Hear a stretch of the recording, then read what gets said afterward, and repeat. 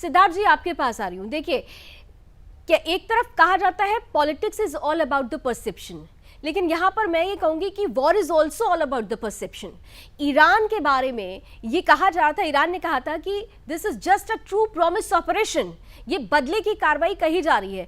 और पूरे के पूरे अगर आप कुछ ऐसे सर्टेन मीडिया हैं, आप उठाकर देख लीजिए, ये परसेप्शन डालने की कोशिश की जा रही है कि इजराइल तो बिल्कुल खत्म हो रहा है जी, इजराइल बिल्कुल संकट में आ गया है, देखिए ईरान ने क्या किया है, अब इजराइल क्या करेगा। और यहाँ डॉक्टर एरोन जो ग्राउंड से तस्वीरें बता रहे हैं वो बिल्कुल अलहदा है, बिल्कुल अलग है। तो ऐसी परिस्थिति में ये जो युद्ध की स्थिति बनी है वो किसके पक्ष में आगे जा सकती है? क्या ये स्थिति और आगे बिगड़ सकती है इजराइल के लिए? क्या ये चुनौती भरा है? सिद्धार्थ जी। जी जी जी नमस्कार, जय हिंद, वंदे मातरम, good morning to all of you. देखिए, जो आपने परसेप्शन की बात की ना, मैं वहीं से शुरुआत करता हूँ।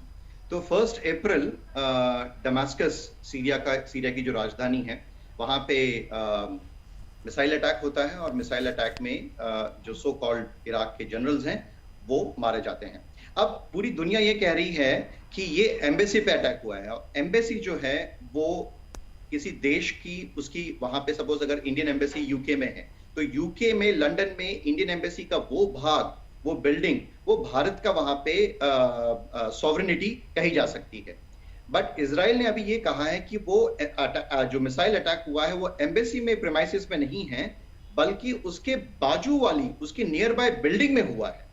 तो ये मैं शुरुआत जो कर रहा हूं ये परसेप्शन से कर रहा हूं कि विश्व भर में तो ये बताया जा रहा है कि ये जो अटैक हुआ ये एम्बेसी पे हुआ, सीरिया में जो दमास्कस में एम्बेसी है।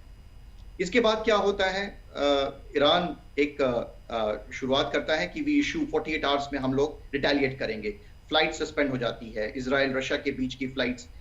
भारत जो है एक एडवाइजरी जी,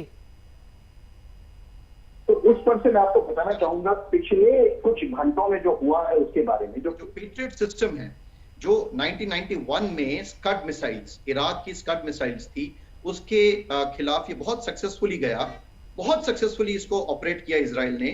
तो ये जैसे कि डॉक्टर एरोन जी ने बताया, डॉक्टर एरोन जी गुड मॉर्निंग आपको, नमस्ते, शलोम। तो ये पेट्रियट सिस्टम काम पे लग गई है, आयरन डोम तो है ही है, और एक अभी इजरायली सूत्रों से ये जानने मिल रहा है कि एक आयरन बीम सिस्टम की जो लेजर ऑपरेटेड रहेगी वो इसमें अभी एक्टिवेट हो चुकी है। और अभी एज ऑफ नाउ मैं आपको, जैसे कि डॉक्टर एरोन ने भी बताया कि रविवार, आज का दिन, यानी कि जब तक यहाँ पे भारत में शाम होगी तब तक वहां पे न्यूयॉर्क में सुबह हो जाएगी। तो सुबह में रविवार के दिन यूएन सिक्योरिटी काउंसिल और यूएन जनरल असेंबली में ईरान ने चार्टर 15C को एक्टिवेट किया है। यानी क्या कि हमने जो भी किया वो हमने रिटेलिएशन में किया है।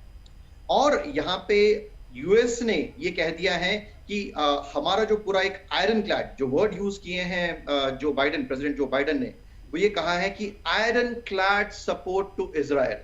तो हमारा पूरा सपोर्ट जो है वो इजराइल के लिए है। और इसी बीच एक सुबह सुबह मैं खबर देख रहा था कि जो जी, जो बाइडेन ने फ्राइडे को ही, कल की बात है ये, कल की बात यूएस में, तो उन्होंने उनको मिडल ईस्ट में रवाना कर दिया है। शायद कहीं यूएस वॉरशिप से वो ऑपरेट करेंगे या मिडल ईस्ट में कहीं से ऑपरेट करेंगे। तो पूरी तैयारियां जो है वो शुरू हो चुकी है। अभी इराक ने हमला करके अभी वो पीछे बैठ गया है, वो अभी वेट कर रहा है। चार्टर 15C एक्टिवेट हो चुका है कि हमने जो भी किया वो रिटेलिएशन में किया है। वो कह रहे हैं रिटेलिएशन में किया गया है, ठीक है, वो कह रहे हैं। जी जी, मैं अपनी बात को खत्म करता हूं। तो अब जो है ball is in the court of US, Iraq, US, Israel and our friendly country. Yes.